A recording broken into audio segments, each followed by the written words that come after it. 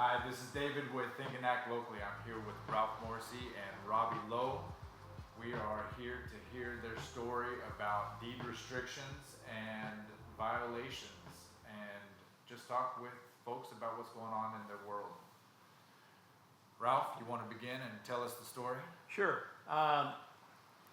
This subdivision was built in 1976, and in the beginning, deed restrictions were established by the developer. And every homeowner, when they buy the home, signs on to the fact that they will agree to follow those deed restrictions. That includes our neighbor, Stephen Alvarez, who decided to build a two-story apartment building on his lot. The day that he put the second-story framing on it, we knew that this was not a rebuild of his existing garage, which was damaged years earlier, but that something else was going on. I delivered him a copy of the deed restrictions that same day, and the following day we had about a 30-minute conversation. Unfortunately, his take was, I'm compliant, my lawyer says I'm compliant, and I'm going to do what I want to do.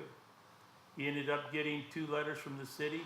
Within a week, he got one, and about 2 weeks later got another one, cease and desist letter from the city. He chose to keep constructing until finally. During that 2 weeks, it's like he went into overdrive too. Oh, exactly. Building so fast every day, all day. They told him to cease and desist, and he went forward quickly. With the building and With the the progress building. on the building increased. He finally stopped at the end of January, and because this all started in December, and Of 2019. 2019, this is 5 yes, years. yeah, we're talking a long time ago. And anyway, so it remained that way, and then in 2020, the courts, of course, were closed, so the city can't move forward until I think April of 2021, when he negotiated an agreement with them that what he would do, and he gave them the designs, he would combine the 2-story apartment building with his residence, making it one residence with just one set of meters, and getting rid of the separate access for the second story, and just making it all one building. And we said, yeah, that's fine, that'll make it compliant. Mm-hmm. Well, here we are 5 years later, and the building's finished, 2 stories, even though he's had stop work orders all along, and courts have ruled against him several times now. And we compromised by allowing it to be turned into living area, even against the deed restrictions, because it's closer to the fence than a resident is supposed to be.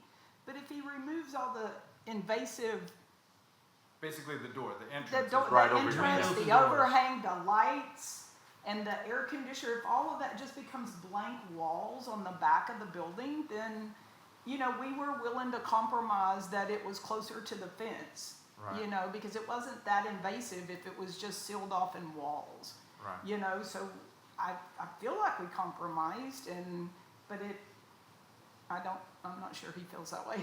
It's turned into something else. Yes. So what he did is he took the whole story and turned it around. Hello. He turned Bit of a thunderstorm.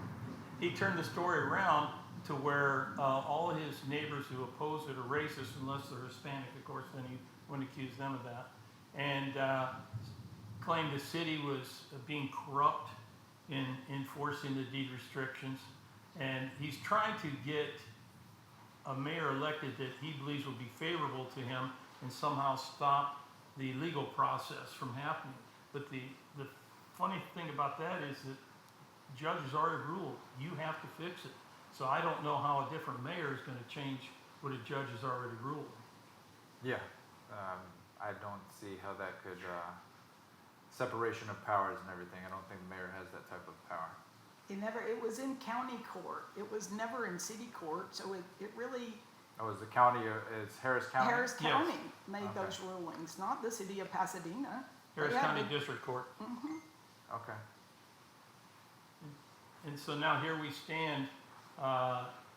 We're both frustrated and confused as to how one individual can tear a neighborhood apart and be so defiant when it comes to simply doing the right thing.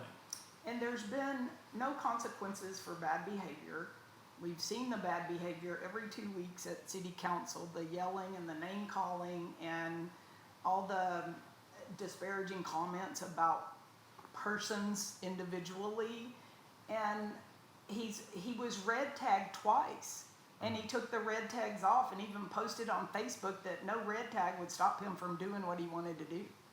He posted that in writing, so I was kind of surprised about that. But the story he tells is that he needed those accommodations for his handicapped mother with dementia. But I had a mom with dementia too. We both did. We had that in common. And I mean, I said to him, I would never put my mother with Alzheimer's out in a garage all by herself. I wouldn't do that. Plus, how do you explain the second story? You're going to make your mom go upstairs? You know, but he will never address that part of his story. It's for my mom. It's for my mom. But if you pin him down, he will quickly tell you that was for a caretaker. Right. Okay, well, what do you plan to do with it when mom is gone? This is a lifelong structure. It's not like you're going to tear it down when mom is gone. Well, mom's gone. Right. Both of our moms are gone. And he's still fighting for what he says is not a rental unit.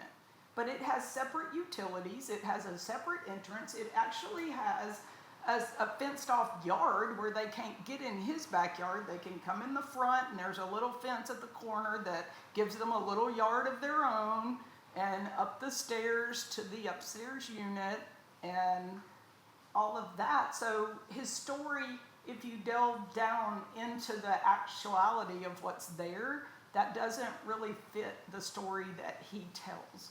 And the story really doesn't matter. It doesn't. It's a violation, pure and simple. And if it's allowed to stand somehow, then this could set a precedent throughout our neighborhood and change our neighborhood forever. And those of us who invested, I bought my house in '76. Those of us who invested in this neighborhood and anticipated that the value would continue to increase could find ourselves in a opposite position to where perhaps the change of the neighborhood would make it less desirable. And I bought mine in 2015, and half the time that I've lived here, I've had to fight. I mean, I've gone through all the emotions, right? Anger, frustration. I just don't even understand how we got here when we had deed restrictions day one that were in black and white. How did we get here? Right. Yeah, well, through talking with Steve, it was, in my opinion, the architect, whenever they drew up the plans and everything, that they should have checked the deed restrictions and told him that they weren't in line. But then I called his architect, and they said they just did the structural for him, and they didn't do any of the plans that would show where the entrances were or anything like that. And so for whatever reason, his plans were submitted like that to the city, and the city passed them. And so it's his opinion that because the city passed them, regardless of the deed restrictions, that he was green light and that he could go and build it. And then And unfortunately, that's how it works in every city. You know, so the permit specifically asks the question in the permit, have you read and understood your deed restrictions and the project you're attempting, I don't know the exact wording, so I'm Right. paraphrasing, but the project that you're permitting is not in violation of those deed restrictions. And he signed off on that. And based on that signature and that understanding, the city issued the permits. And that is how it works in most municipalities. And so it was his responsibility, but he was warned, like early in the process. He could have regrouped at the beginning, and he Right. chose not to. He invested and invested and invested. And, and he took it as permission. We actually did go to court for a injunction. Just, in my opinion, it was like, look, just stop until it's settled. I mean, let's figure it out before you invest all this money. Right. But the Harris County judges at that time were like, well, if, he can build at his own risk, if that's what he wants to do. actually, if I may interject here, when the first TRO, temporary restraining order, was set, the only thing that existed was an outside shell. nothing inside existed. And his lawyer told the judge that it's a finished structure except for slapping on the paint. And based upon that, she's like, well, then I'm not going to put an injunction on painting. Pictures?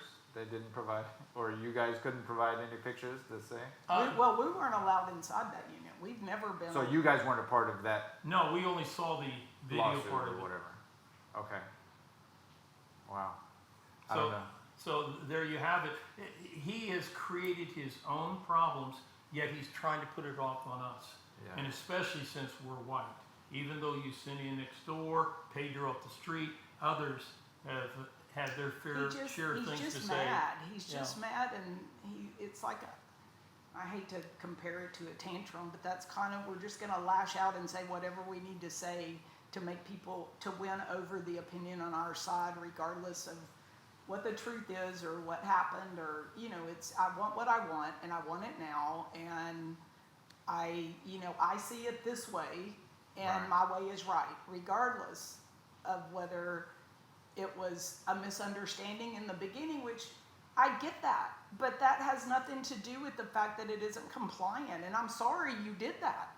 I am. I mean, that caused so much trouble, and at the end of the day, the city has redesigned getting permits, and it is, if you talk to anyone that's trying to get permits, it's a very arduous process now.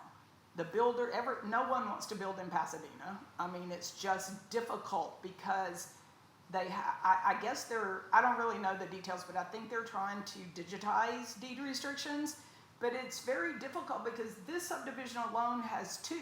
If you go across the street to Parkgate, they have 7, and that's sections. There's 7 sections of Parkgate, 2 sections of Fairmont Estates in our part.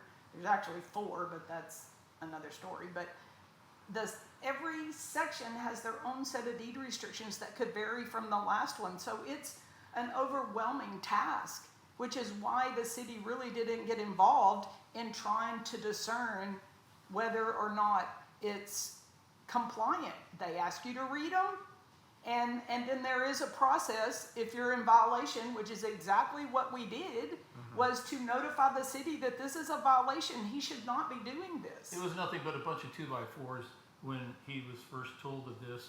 And then it was just 2x4s with some tieback on it when the city sent the first cease and desist letter. Anything beyond that cannot be excused whatsoever out of ignorance. And in fact, I don't believe him to be an ignorant man. I believe him to be a knowledgeable man, and he's actually pretty smart because he's been able to manipulate a lot of people in this neighborhood and actually on various news stations, what have you, into his way of thinking. Well, he's very passionate. No one wants to believe that somebody looked you in the eye and lied to you. No one wants to believe that, especially if you're a neighbor. And to have that person do that, I gave you a copy of something he left on somebody's door that simply stipulates, that says, all I'm trying to do is put in some amenities for my mother, please sign the document. But the document says that he can have a 2-story apartment building. How do you balance that with truth? You know? And truthfully, there's no amenity that will help dementia. I mean, there's not guidance, and he's like, well, she needs her automatic faucets. I'm like, okay, well, you can put those in your house. Like, my mother has Alzheimer's, and an automatic faucet's not going to help mom. I still have to put her hands under the faucet to get them washed. Like, I'm a caretaker, and it is my job to take care of her. And and one of the things he said is, I came home one day and my mom was opening the Drano. I need to get I need to get this finished for her own safety. And one of the neighbors, really it was just the most logical response. He was like, well, most people would put the Drano in the garage.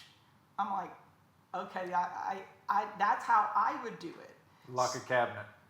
Yes, do some preventative things. Child and locks. Yeah. and he actually admitted to Ralph that he'd been living in the garage for a year. So I'm not sure this was all about his mom. I don't really know the story. I just know he built a 2-story apartment complex. The plans show 2 complete duplex, in addition to his single-family home that was there to start with. and he owns other rental property.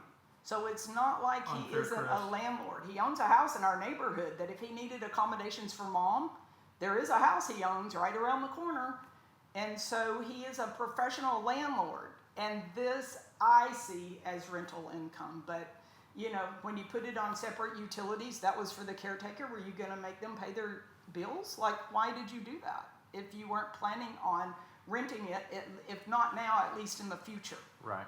In the beginning, when he and I had the conversation, December 19th, 2019, when it was nothing but 2x4s, he came across the street and handed back to me the copy of deed restrictions I'd given him, and that's when he said, Ralph, I'm compliant. Well, during the conversation, he mentioned, well, that's just a single family's going to live there. I said, that's not the definition. I said, it's under one roof. And besides, even if that were, it stipulates in deed restrictions, no one could live in an outbuilding. He said, Ralph, I've been living in that garage for a year. And I said, well, if nobody knew, nobody's going to file a complaint. And he said, all I'm trying to do is keep my family together. Now, I don't understand exactly what that all means, but I just know that he had clear guidance on the fact through the deed restrictions, the conversation, that he was in violation. And now he's telling everybody I was 90% done before anybody said anything. And they're just messing with me because they're white and things of that nature. And I don't know, if I were a psychologist, I'd probably say he's narcissistic, but I'm not, and I can't say that. But his Or you actions... can, and well, you just did. yeah, but I mean, everything he does, looks you in the eye and lies, is arrogant, yells and screams at The City rules Hall. don't apply. Yeah, and it just follows all those tendencies, and I don't understand a person like that.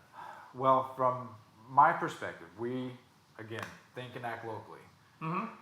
I just want to show the folks, one, I wanted to give you guys the opportunity to speak out and to give your perspective. We've heard from Steve. Mm-hmm. Something that folks need to understand is that with deed restrictions, it's not the city's responsibility to enforce the deed restrictions.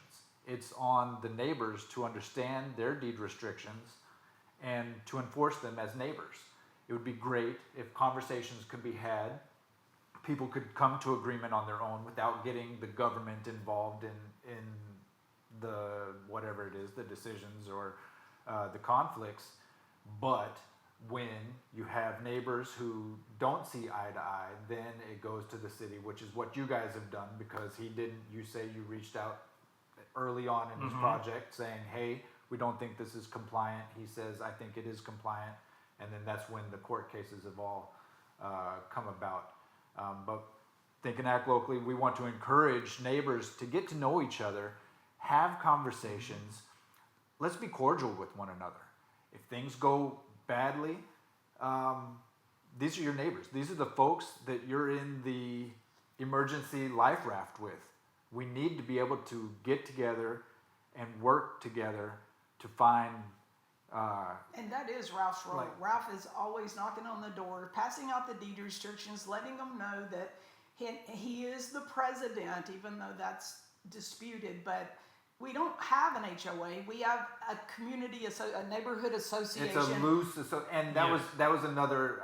I forgot to bring that up. But so you admittedly there is no There's no HOA. HOA. Here. Correct. However, you have taken it upon yourself, No. or others have foisted it upon you No, he to was be elected. like the leader. Well, okay, so kind of. What happened in 2006, Clarence down the street and several neighbors got together and started a neighborhood association, and they decided Clarence would be president. And the whole idea was to work with the city about drainage problems that we were having in the neighborhood. And then it expanded beyond that to inform neighbors about deed restrictions as well. Or just, it's an information bulletin board. Yeah. We don't have any enforcement authority. We have nothing except, here, we're gonna have neighborhood night out in the park, or this person lost their dog, or right. it's just an informational bulletin board. Our But deed Facebook page has restriction- become that. Yeah, our Facebook page has become, we have a neighborhood Facebook page, and that's what it's become. And anyway, continue, because Well, Clarence. If there's what happened is then Clarence said he needed to resign. I had just joined the organization, and they ended up electing me president. Okay, and so I worked with others, and we renewed the deed restrictions in 2012 and again in 2022. Only in 2022 we made them auto-renew, so because it's very expensive, and Robbie and I and a couple others put up the money to do this. And It was expensive. It was over $2,000. Yeah, 'cause between we don't $1,500 have- and $2,000, and we don't have a teal. I mean, we don't have a. we're not a tax They're not authority. paying there's no HOA There's dues. no fee. There's nothing. Right. We have no money. And if we Gotcha. wanted to renew our deed restrictions, somebody had to cough up the money. Neighbors are reluctant to go talk to somebody about something they shouldn't be doing, okay? You know, they've got a trailer parked in the front yard, or they got, like, a guy had a tractor trailer parked at his house. So what happens is that I've taken on the responsibility of writing a letter. And the letter starts off with Dear Neighbor, and then it goes into the reason for the letter. It talks about the deed restrictions in short. Shows the deed restriction violation, and then offers suggestions how to get around it, such as if it's a trailer, we even change the deed restriction to make it official. Put it in your garage, put it behind a fence, out of sight, out of mind, you're good to go, okay? Things like, same with boats and various other stuff, because if you've ever driven through some neighborhoods where there are no deed restrictions, it can look pretty junky, okay? And so that's something that the majority don't want here. Hey, Ralph, So I even- sent a letter. Ralph goes the extra mile. The guy down the street had a trailer, and Ralph offered to get him a storage building for 6 months and pay for it, so he could get him out of violation, so the city wouldn't bother him, so he could make some arrangements, so we could help him out. I mean, it's not like we're just heavy-handed. Out to get everybody in power hungry. Right. and- They And- get multiple notice. I mean, Ralph says, "Look, I'm trying to help. You know, let me help before the city gets involved. Let me help." I've sent out probably 150 letters over 10 years. And they go to white people as well as Hispanic or Asian or They whatever go to it matters neighbors, not. and we have it's multicultural. Right. He is the only person that the city ever had to get involved to this degree out of all these years. Only Stephen Alvarez.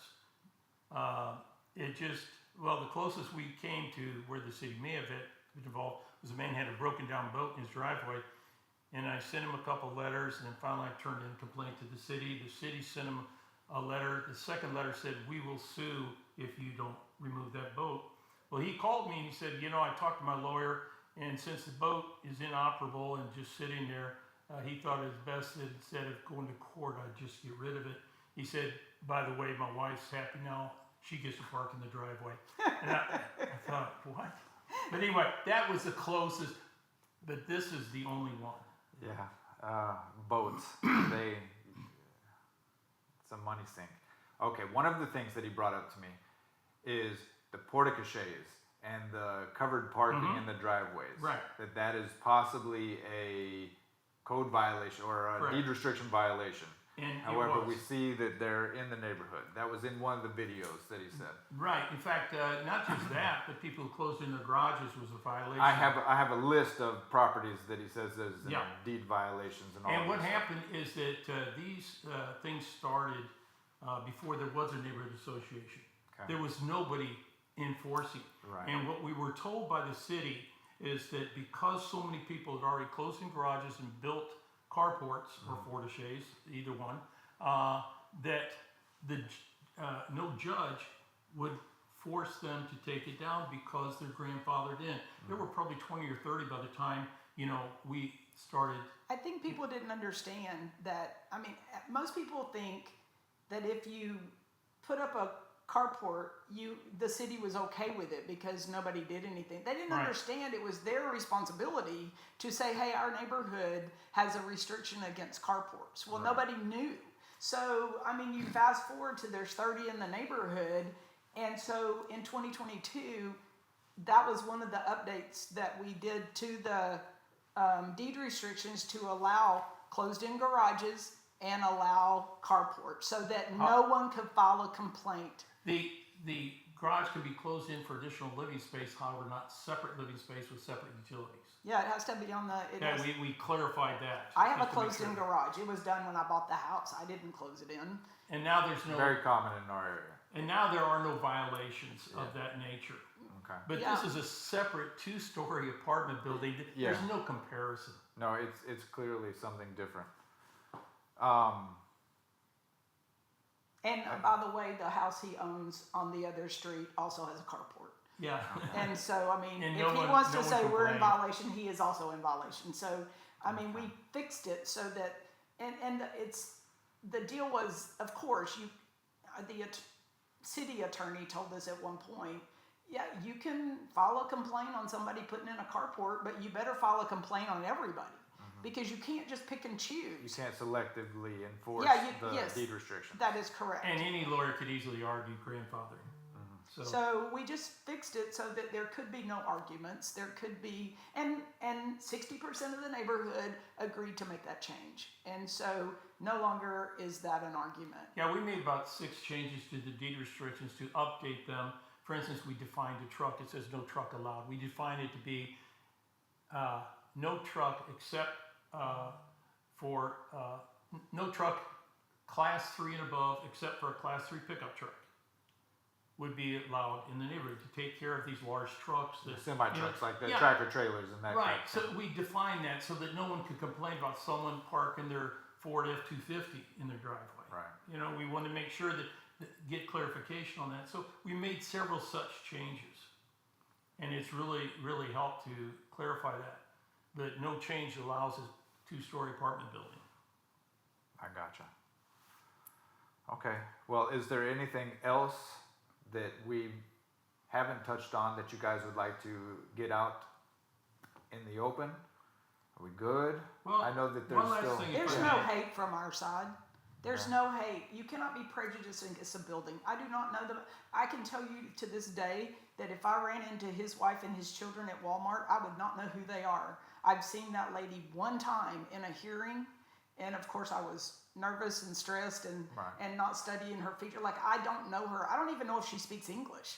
He, on the other hand, I do recognize because he's been in my face for 5 years now, and of course he's on video at city council meetings. But you know, you can't hate someone you don't know, or I can't anyway. You know, I just am like, I just want my privacy back.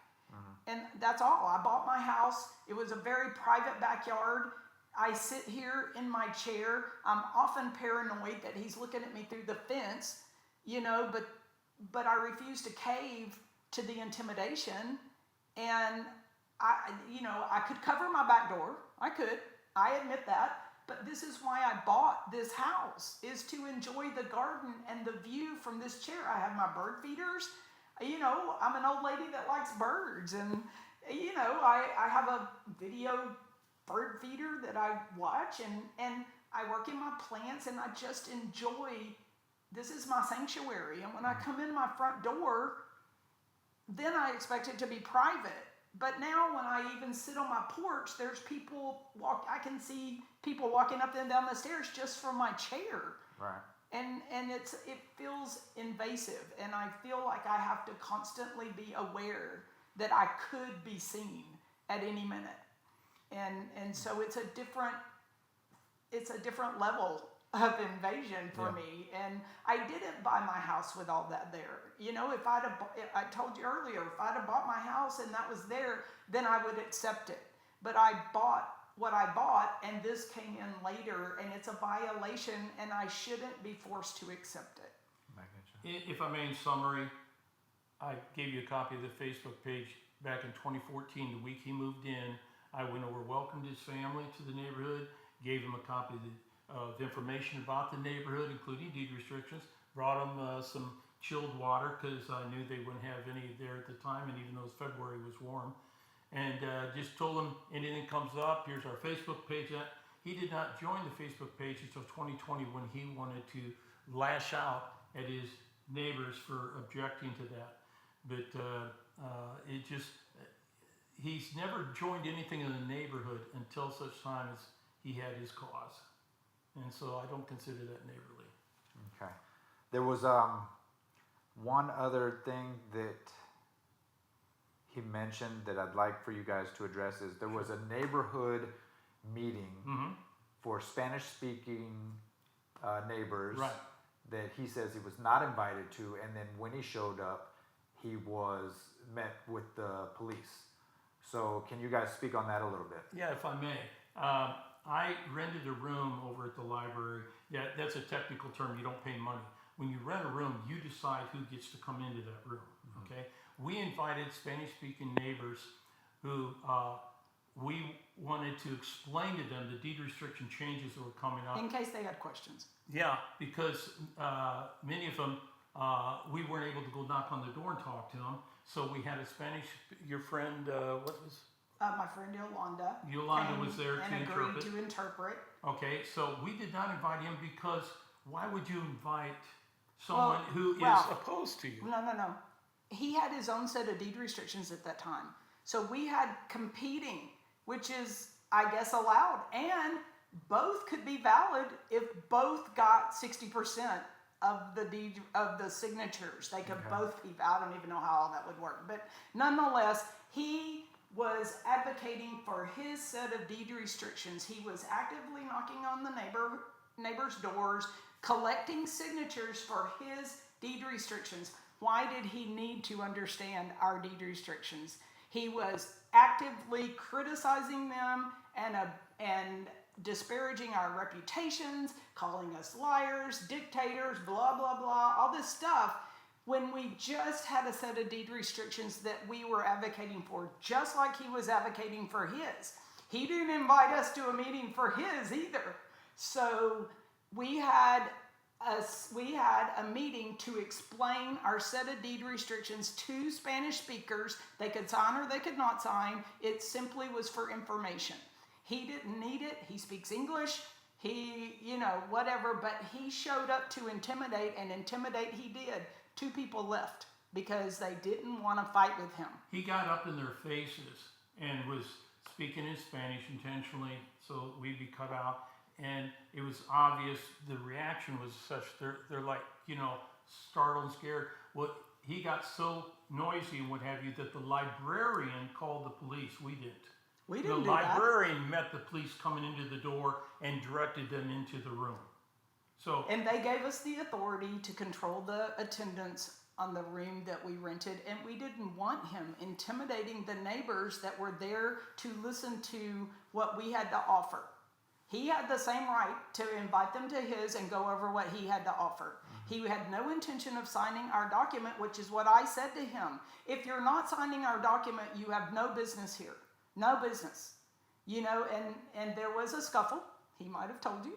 And it wasn't intentional. I walked up to speak to him going, you shouldn't be here. You're making a scene. And his mom was sitting there, and she reached up and grabbed my hand.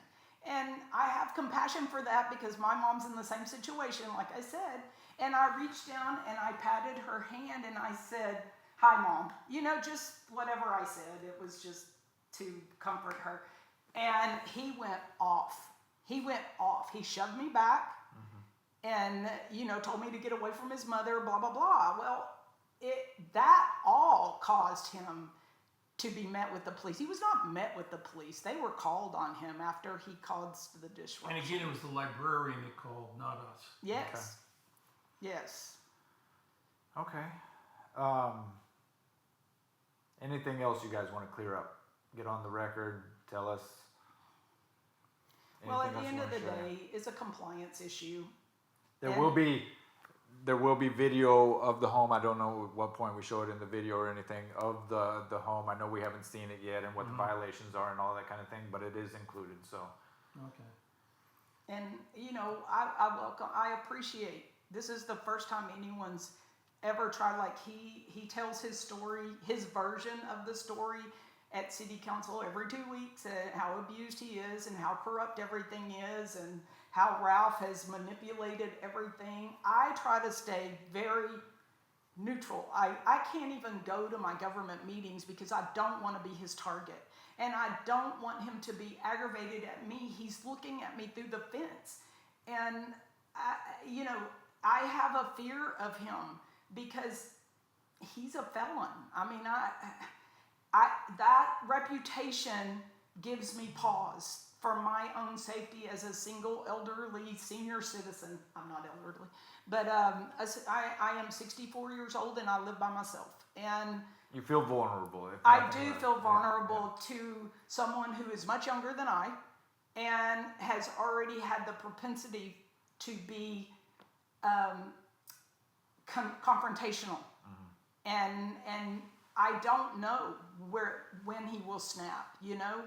I don't know how. I don't want to tell his personal history, but that personal history causes me to be somewhat afraid of him. And Ralph takes the burden. His skin is much thicker than mine, and he may go to city council every once in a while, but I have chosen not to go because I don't want to get called out, and I don't want to be seen as the part of his problem. You know, I don't want that. I want peace. Even went so far as to take a document I had printed when I was really concerned. I hadn't seen the family for days, but yet the only car missing was the work car. We even talked about it. We were concerned about that. And so... Well, not only that, but there was an incident prior to that. That afternoon, there was like an argument or something going on in the driveway. Oh, yeah, she drove off quickly with the kids or something. But anyway, we were concerned as to why haven't we seen the family and only the work car is missing. And which was unusual. If it was any other neighbor, I would have gone and knocked on the door. I would have maybe asked the police to make a welfare check. But being him, I knew I couldn't do that. So what I did is I have cameras all around my house. I went back, looked backwards to see what I saw him last. And then what I saw on a Thursday morning was all this activity. And all you see is heat signatures, by the way. You can't tell man from woman, child from dog, or whatever. You can't tell. You just see heat signatures. And the best I could tell is 2 heat signatures left in his car. And then I'm not seeing anybody for days. There is a document that he provided me about a wellness check. That was it. That was the document that you. And so the reason I put all those information in there was to convince Martin, his only friend or best friend or whatever. Is that the pastor? Martin Reed. Martin is not a pastor. Martin is That's not the guy, a pastor. Is it the guy? Is it the bald guy in the video? Yeah. The older gentleman. Yeah. Bald? Yeah, He may Steve be a calls. pastor. He's I don't not know. a pastor. Steve called him a pastor, and he put out a video later that said, "Look, I need to clarify. I'm not a pastor. I have a that's right, certificate to be able to marry people, but I'm not a pastor." But anyway, I went to him and his wife and asked Martin to please do a welfare check. And I gave him that information, tried to convince him. He took it, and then after a moment, he says, "Oh, wait a minute." He called me and said that they're going on a cruise. And I said, "Well, please just check anyway. Think about what that reads and just go over and knock on and make sure everything's okay." Well, then what they decided was to turn that into something where I'm a pervert, I'm filming his girls Stalking. all the time, giving it to all the neighbors, and that's a lie, that's an outright lie.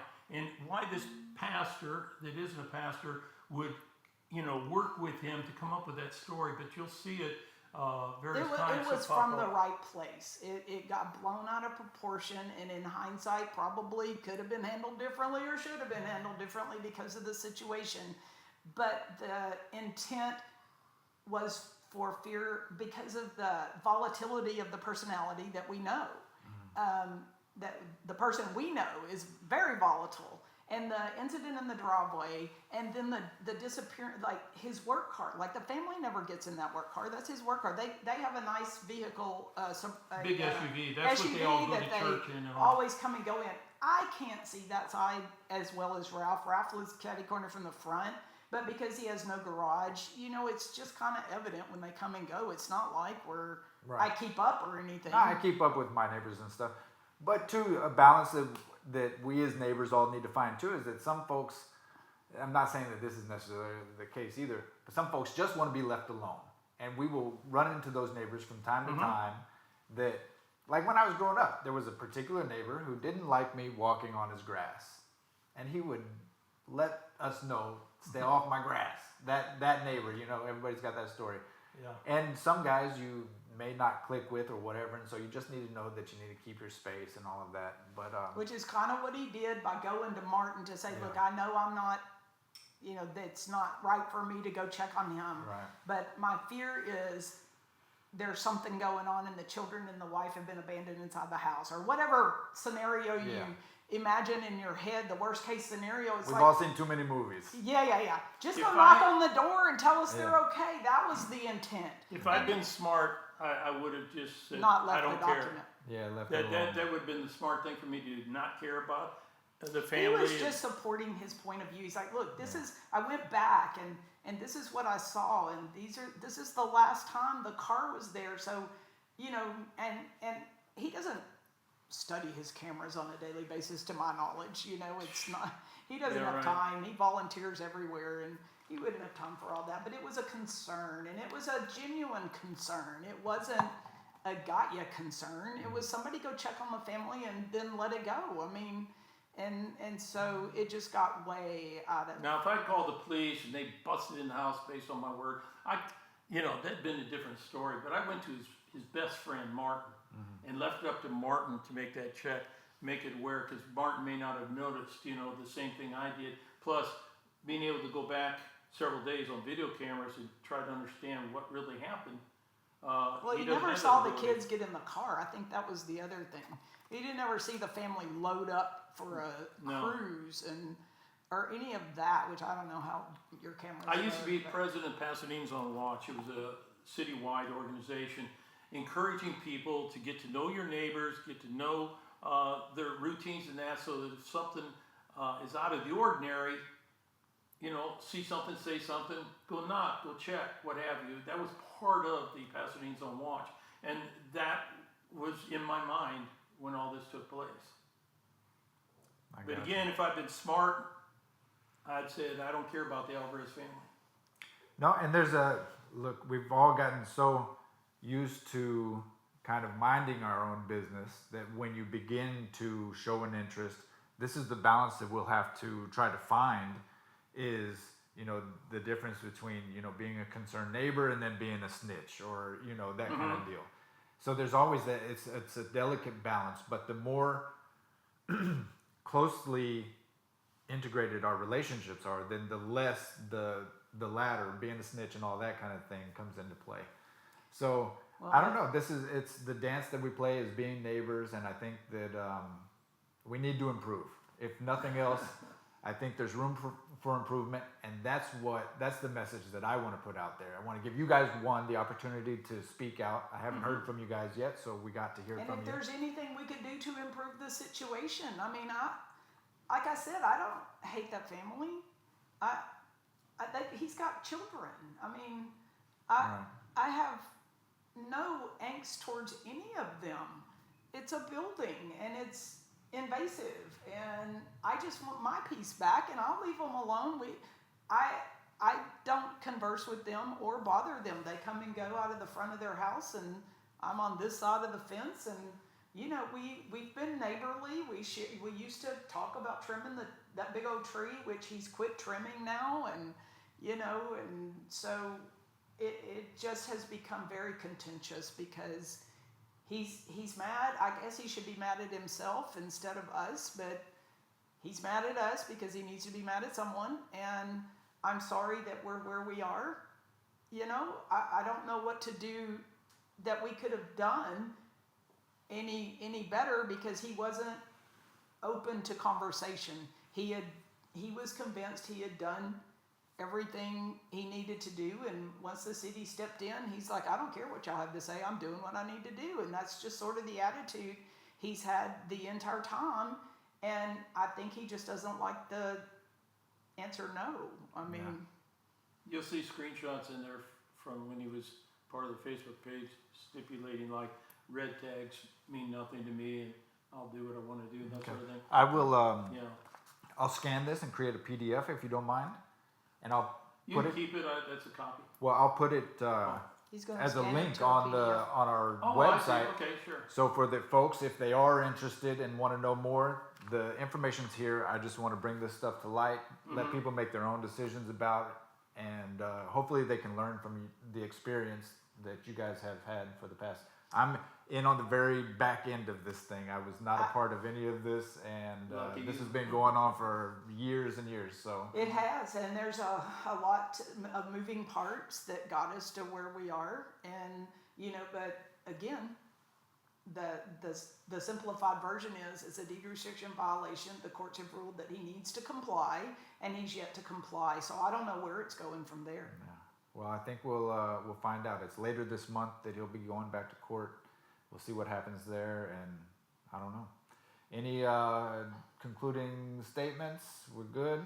What I'd like to do is we'll set up the camera. We'll get some videos and maybe some commentary, whatever. We can talk about the structure itself and show the folks what it is, what the view is from your backyard, and what it is we've been talking about this whole time. Sounds good? It sure does, David. Thank you. Okay. Talk about the deed restrictions and the building itself. Well, if you want to, okay, number one, the building, the multifamily housing is the violation, but if you want to drill down deeper, the deed restrictions do say that a residence cannot be any closer than 15 feet from the back fence. Any entry door must face the front of the lot. Now, how is it worded, Ralph? Any main entry, because everybody's got a back door. Right. I get that. But the Primary front door, entrance the primary or entrance, I forget how it's worded, Right. but that front door has to face the front of the lot. Like, this is a corner, so it couldn't have faced This door should be facing the same direction as his that front door. Right. correct. Okay. Yes, and so the compliance that I saw that would bring it into compliance, he has several different options that he can do. Like, he can take it all down, that would comply, or he can connect it to his house and make it extra bedrooms. He has, for that compliance, they've asked him to remove the kitchens, and remove the stairs and close this up and put the stairs on the inside and connect it to his home. That's one way to comply. And another way is to move the staircase to his side and have a storage building up top. Like, the 2 stories is not the violation. That you can have a 2-story house in our neighborhood. And so that's not the violation. The violation is the separate living quarters and the entrance in the back and all of that. So, Okay. but he has a couple of choices for complying. Well, based on what he told me, he has those plans and submitted them to the city. However, they were stopping him from making those changes. I don't know. That's And the I don't story either, that I because got I'm from not him. involved in the permitting part. I really don't know. Right. So, I think he is going to comply, but I can't. It hasn't happened yet, so I guess we'll see what happens. But anything else you'd like to share? Ralph, you got anything? Well, just that you're right. He, in fact, I gave you a copy of the new design that's supposed to tie it all together. Yeah. And apparently, he submitted something that was different than that to the city, and they rejected it. Okay. And rumor has it that he submitted plans that would tie only the downstairs to the house and keep the upstairs as it is, as a separate residence, and with continuing a violation. Okay. I have not seen the plans. I don't know. Yeah, you've got a copy of it. Okay, in And the document. The new Okay. plan with that, what you just No, described? the second plans. The third plans I haven't seen. Yeah, because Okay. I've not heard that he just said. I'm not aware of that, but. Okay. Well, I'd just like to encourage everybody, hey, let's do what we can to improve our situations. Let's take action and make it a great day.